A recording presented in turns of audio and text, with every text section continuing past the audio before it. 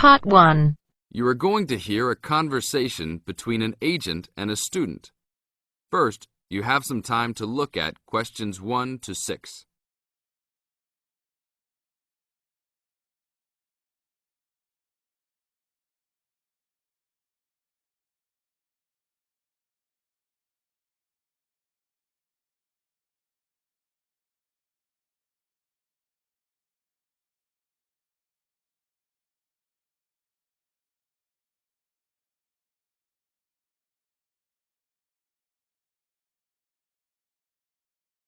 Now listen to the tape and answer the questions. Good afternoon. Good afternoon. Do you rent apartments here? Yes, among other things. Are you looking to rent an apartment? Maybe, but I think I might actually be more interested in renting a house. Do you rent those as well? Yes, we do. Will you be renting alone? No, I have 2 friends that will live with me, but I'll be the primary renter. My friends don't have a source of income, which is kind of disappointing, but I do. I'm an artist, and I've already sold a number of paintings. I just moved to town to try to get more of my work shown. Oh, so you would like to be near the uptown area? That's where most of the galleries are, right? Yes, and there's a large area of homes only a couple of blocks away. Great. I don't have a car, so I prefer being within biking distance of the galleries. That would certainly be possible. Well, let me see. There's a large 4-bedroom house right off Main Street. That sounds good. I'd love to have extra rooms for my paintings. How much is it per month? Around $950. Ouch, that's too much for now. Do you have anything a bit cheaper? I have a 3-bedroom that's for $650. That is definitely affordable, but I did want at least 1 extra room. Is there anything else with more rooms? Oh, here's another 5-bedroom that's vacant right now. It's further away, about a mile from the gallery area, but they're only asking $800. That's a deal for so much space. Well, a mile isn't so bad. It's only a 5-minute bike ride, and that price is okay. I'd like to see that one. Can you give me the address? Sure. It's on 1566 Honeysuckle, Honeysuckle Drive, Wood Heights.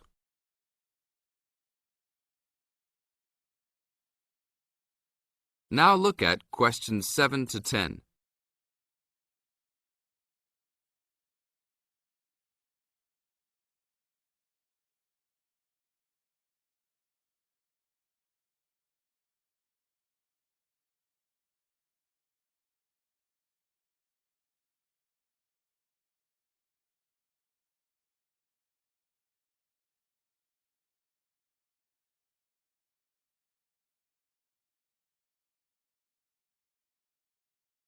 As the talk continues, answer questions 7 to 10. Such a lyrical street name. I like it. Is it furnished? Partially. It has a couch and chairs, a dining table, refrigerator and stove, a wardrobe, a couple of dressers and such, but no beds. Does it have a washer and dryer? It doesn't say here. But why don't you go and take a look? Here's a key. Just bring it back today before 5. We'll do that. An hour or 2 later. Hi, you're back. How did you like it? A lot. But I know why it's listed so low. A couple of windows are broken and they definitely need to be fixed. I'm surprised no one has broken into the house and taken anything. That should be fixed right away. No problem. I'll get a work crew out there today. That should be fixed even if you don't rent it yourselves. Did they have a washer and dryer? No, but I can wash clothes by hand until I find good used ones. There was another thing, though. The tiles in the kitchen floor were broken and lying all over the place. You'd need to put in a new kitchen floor as well. Okay, I'll talk about that with the landlord. If you can do those 2 things, then I'll take it as soon as you're ready. That is the end of Part 1. You now have half a minute to check your answers.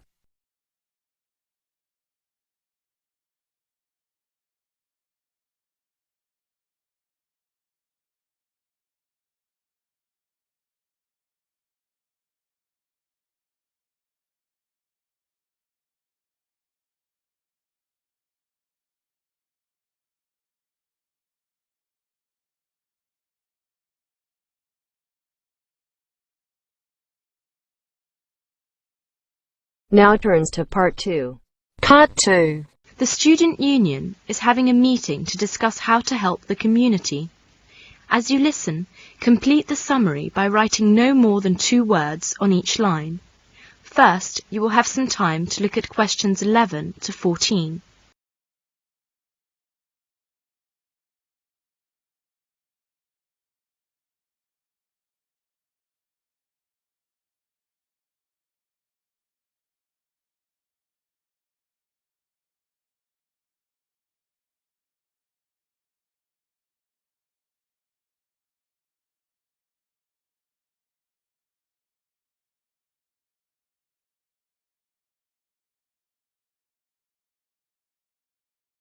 May I have your attention, please?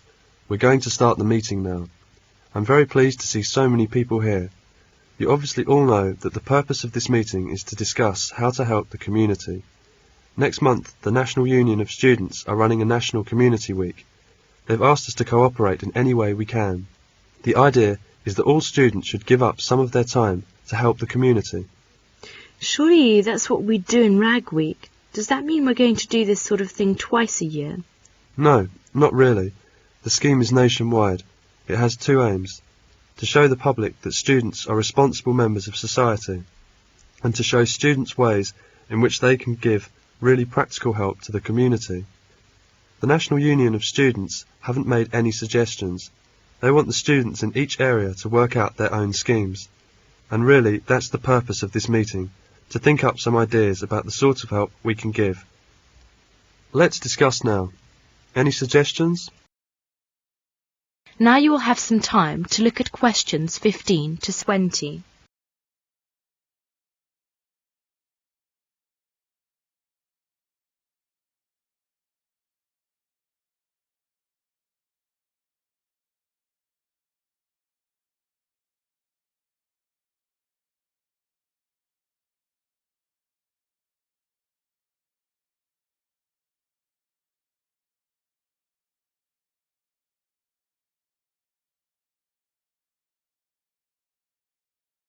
Where is Milkman Street? Is it far? No, I don't think so. It's somewhere near. Oh, look there. It's just around the corner. What's the number again? Number 8. Mr. Tyler, 8 Milkman Street. Careful with those tins of paint. I'll knock. The welfare office said that they'd written to him to tell him we were coming. The curtains are all drawn. It doesn't look as if anyone's at home. He's probably watching TV. He's a long time coming. He'll be pleased to see us, I'm sure. Go away. I don't want any. Hello, Mr. Tyler. Is it Mr. Tyler, isn't it? We're the student volunteers. Engineers? I don't want any engineers. I've got a gas fire. No, Mr. Tyler. We've come to do your decorating. No, thank you. Not today. Perhaps you could open the door, Mr. Tyler. We've come to paint your kitchen. Well, why didn't you say so? We can come again tomorrow if it's inconvenient now. No. It's all right. Don't stay there at the front. Come round the back. I never use the front door, only the back. Who is it? It's the student volunteer. Hello, you're the student volunteer, aren't you? Yes, good afternoon. The welfare office told me to come here. My name is Diana. Yes, they wrote to me about this. Come in, please. There, isn't that nice and comfy? That's lovely, dear. And warm too. It's really cosy in here. I wish I could get about a bit more, like you young people. I could go out and see my son and my grandchildren. They live in Edinburgh, you know. I don't see them often. My son has got a lot of work. I used to go out to work. That was after my husband died. Never worked when I was married, though. No? No, never. He used to say a woman's place is in the home. Yes, life's like that. I'll just dust these photos. That's him, the one in the middle of the front row. His moustache was lovely. That was taken when he was in the army. He looks very smart. Yes, he was. I can remember it as if it were yesterday. Well, there we are. I want you to read a book to me. You know my eyes are not very good now. Where is the book? It's on my desk. It is Little Dorrit by Dickens. You know the bit I like? It's on page 201. It describes Little Dorrit's love for her father. Ah, yes, here. She never left him. Nice and comfortable? Here, put this shawl around your shoulders. My husband used to read this book to me. She never left him all that night, as if she had done him a wrong which her tenderness could hardly repair. She sat by him in his sleep, at times softly kissing him. That is the end of part 2. You now have half a minute to check your answers.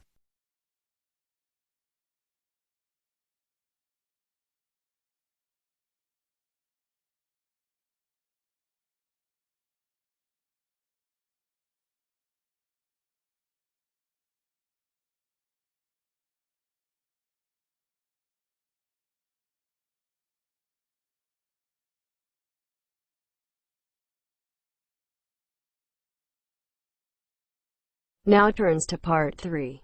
Part 3. You are going to hear a conversation on rivers. First, you have some time to look at questions 21 to 25.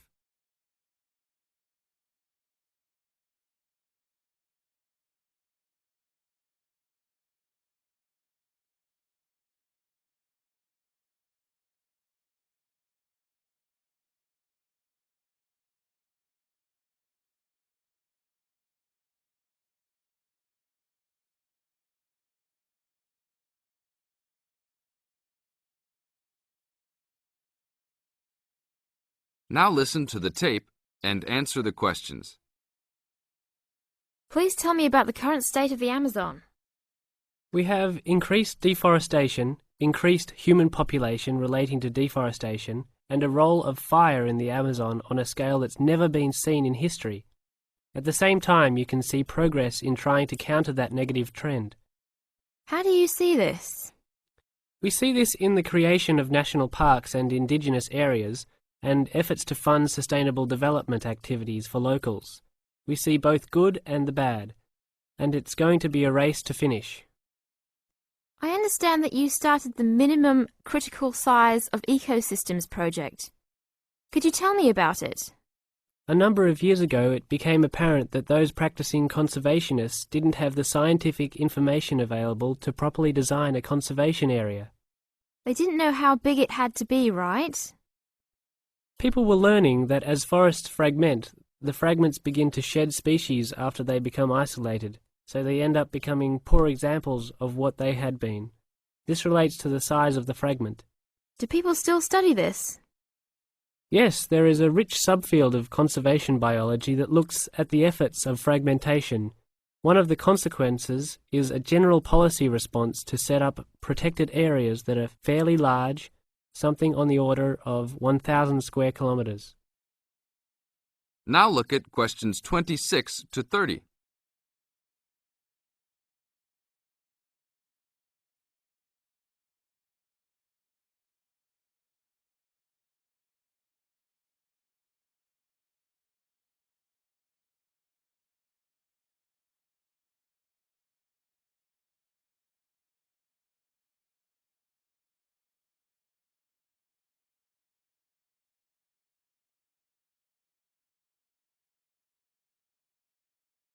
Can you talk a little bit more about the forest fragmentation? As habitats are destroyed, they are accompanied by habitat fragmentation. So when 50% of a forest is lost, the remaining 50% being is not one large block, but smaller pieces, which makes the conservation problem even worse than saying that 50% has been lost. And this affects not just forest, but species diversity, correct? In terms of species loss, we can't give you precise numbers about how many species are lost because of these fragmented landscapes, but we're beginning to get close to where we can make that estimation. And so one of the policy responses to all of this, beyond just trying to create large protected areas, is to try and reconnect the fragments. You've been active in many projects studying the Amazon region over the years. Can you tell us about that process of understanding the Amazon? When people first started looking at conservation priorities, there was not much information about the geography of plant and animal species. One of the first clues was an analysis done in 1969. This looked at bird species and found geographic clusters of species which occurred nowhere else. And those are priority areas for conservation. Was this when people began prioritising refuges? Yes, it was the first time that someone looked basin-wide at priorities, giving priority to so-called refugean areas. Was this when the new trend to use Geographic Information Systems, or a GIS, started? That was in 1990 after we worked out a whole set of biological and conservational priorities and produced a big map using GIS. What are some of the things that GIS does? Well, there are several advantages of using a geographic information system. First, you can continually update the system so that it's now a constantly changing picture. You can actually watch changes. Then you can include large amounts of data, including information about the vectors of development. Roads, railroads, pipelines, hydroelectric projects, etc. And finally, because it is accessible on the internet, it makes this information available to anyone who's interested. That is the end of part 3. You now have half a minute to check your answers.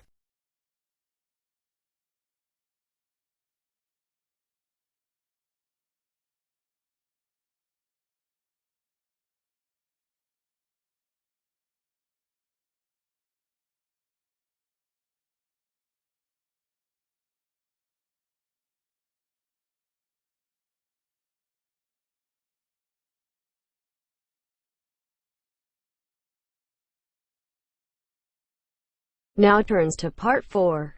Part 4. First, you will have some time to look at the notes below.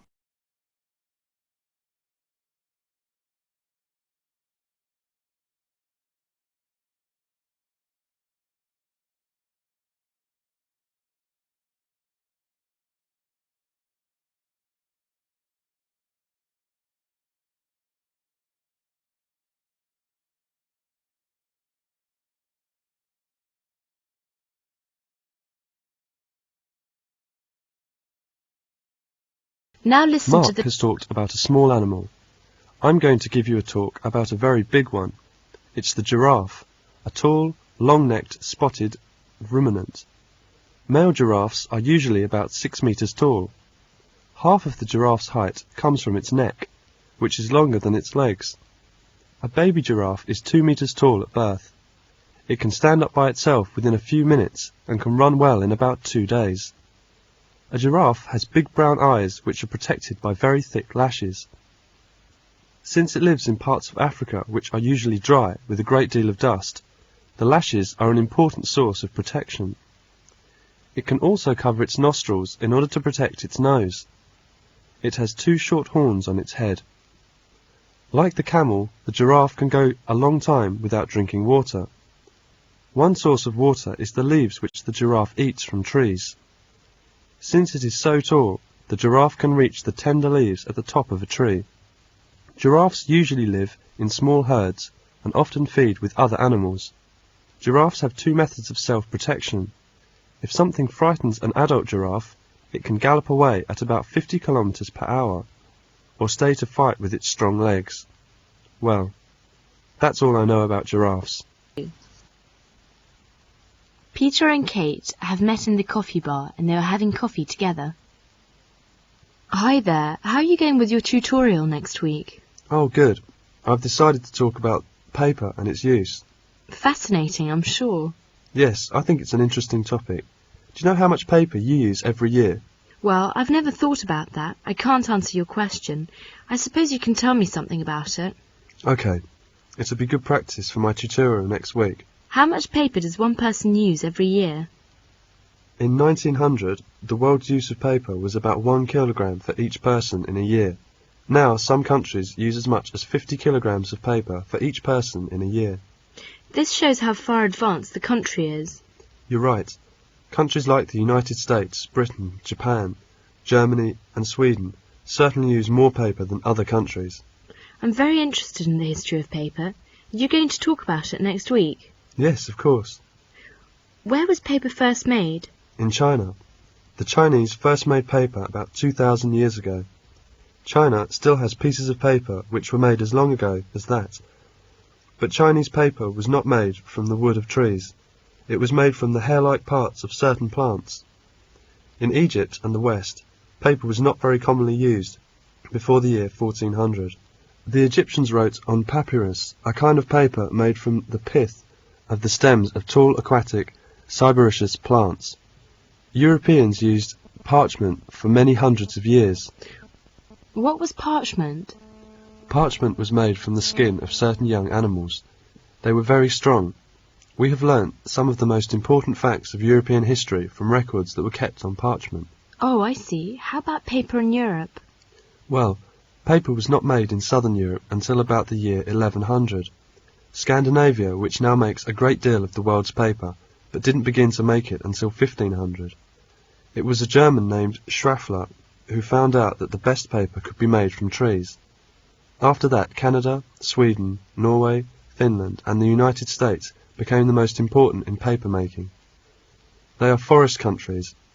Today, Finland makes the best paper in the world, and the paper industry of the country is the biggest in the world.